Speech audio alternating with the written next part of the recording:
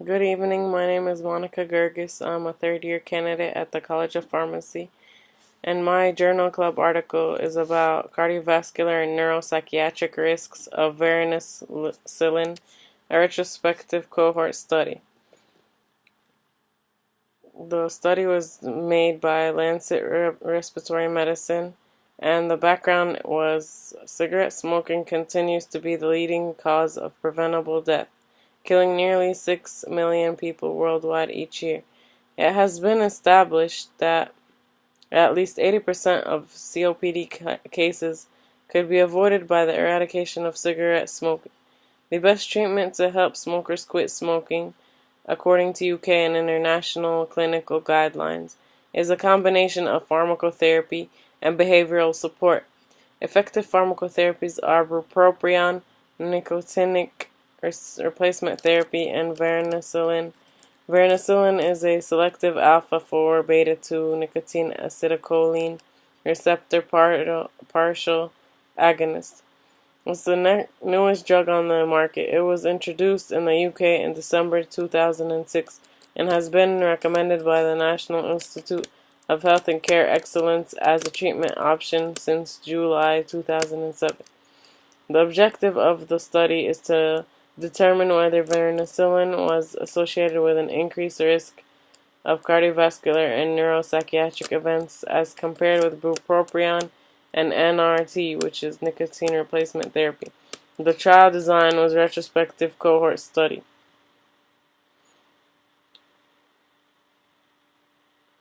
The inclusion were adult patients aged 18 to 100 years old who received prescription for varenicillin, bupropion, or nicotine replacement therapy between January 1st, 2007 and June 30th, 2012. Baseline characteristics include a wide range of variables, including age, sex, socioeconomic status, COPD, alcohol misuse, previous cardiovascular disease, and other disease states.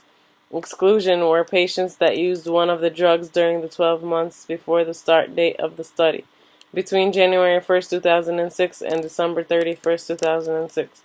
Patients who received a prescription of a combination of these drugs during the 6-month follow-up period, and patients who were temporary residents. The primary endpoint were cardiovascular events, ischemic heart disease, cerebral infarction, and hemorrhagic heart failure, peripheral vascular disease, and cardiac arrhythmia, and neuropsychiatric events such as depression or non-fatal self-harm. These events were followed up during a 6-month period. The secondary outcomes includes the same events during the first 3 months of the follow-up. The follow-up patients were classified into 3 exposure groups: varenicillin alone, bupropion alone, or nicotine replacement therapy alone, used as reference group because it is presumed by regulators not to carry serious risks. Start of follow-up began for each patient on the date of the first prescription and ended after 6 months of follow-up or when reached the specific event of interest. Duration was from January to December, and the follow-up was 6-month period. The statistical analysis was the Cox proportional hazards recognition models used to assess the association between the exposure group and each of the events. The following variables were measured at or before the patient's entry: date to the cohort in the analysis as potential co-founders, age, sex, socioeconomic status, strategic health authority of the analysis as potential co-founders, age, sex, socioeconomic status, strategic health authority of the general practice relevant comorbidities, COPD, diabetes, renal disease, and rheumatological disease or cancer, and alcohol misuse.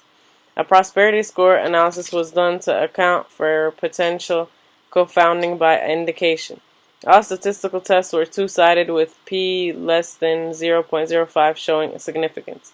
Modeling of unmeasured confounding with the occurrence of the cardiovascular and neuropsychiatric events during 3 months of the follow-up showed that a co-founder would only lead to an increased risk associated with varenicillin use.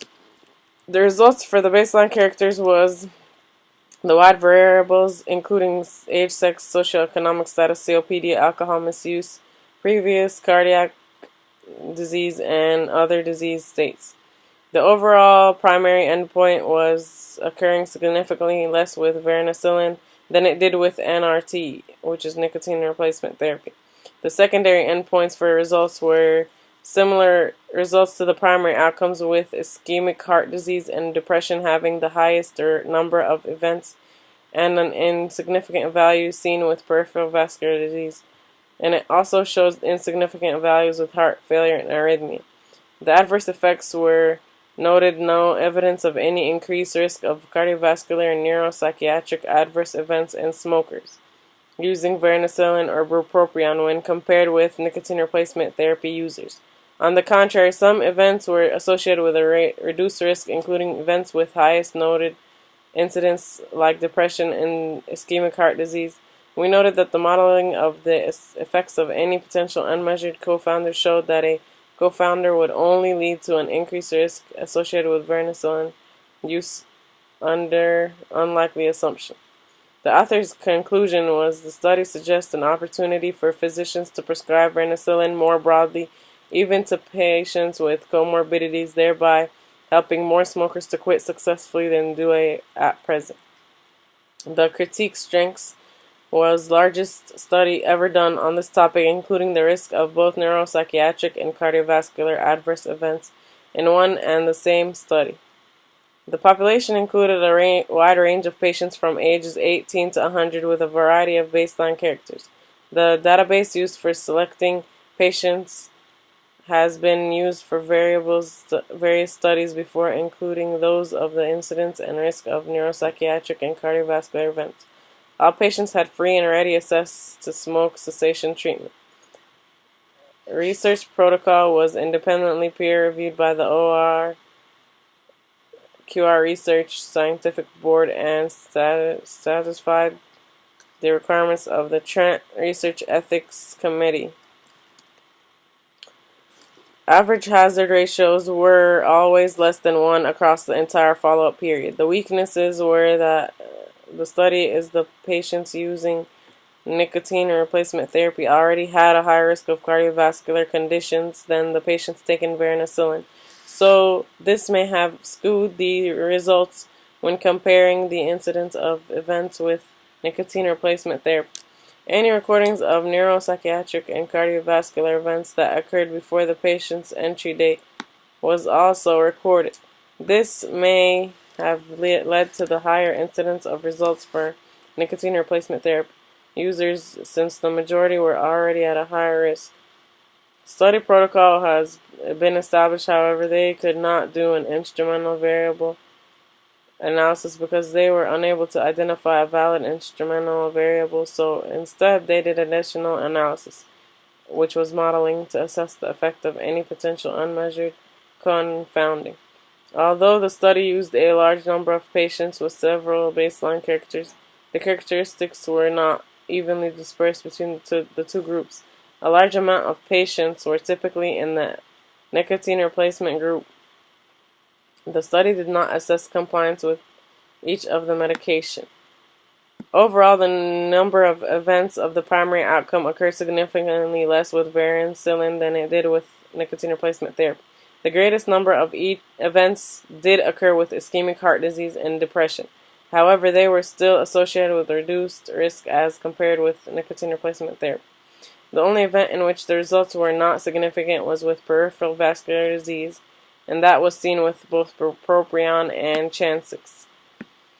Secondary outcomes had similar results to the primary, with ischemic heart disease and depression having the highest number of events, and an insignificant value seen with peripheral vascular disease.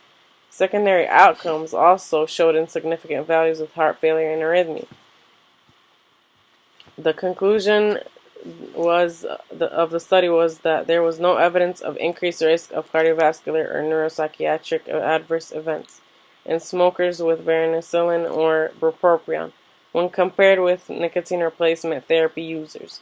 Adverse events were actually associated with a reduced risk, including the events with the highest noted incidence, depression, ischemic heart disease, as compared with nicotine replacement therapy.